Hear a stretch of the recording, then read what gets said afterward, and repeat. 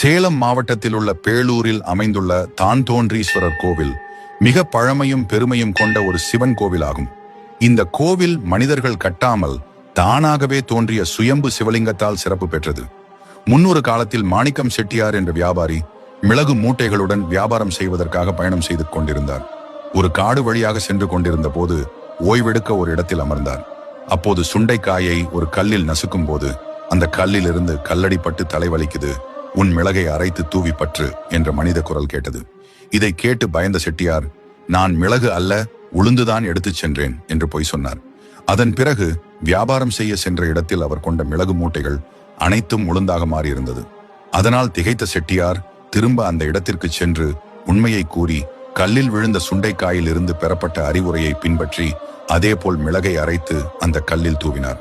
அப்போது அதிசயமாக உளுந்து மீண்டும் மிளகாக மாறியது.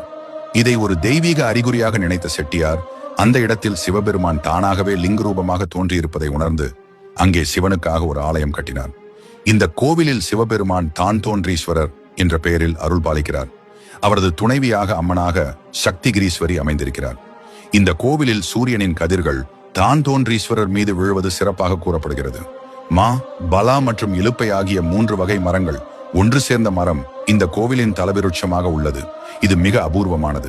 சோழர்களின் காலத்தில் விரிவாக்கப்பட்ட இந்த கோவில் இன்னும் பல நூற்றாண்டுகளாக பக்தர்களை ஈர்த்து வருகிறது. திருச்சிற்றம்பலம்.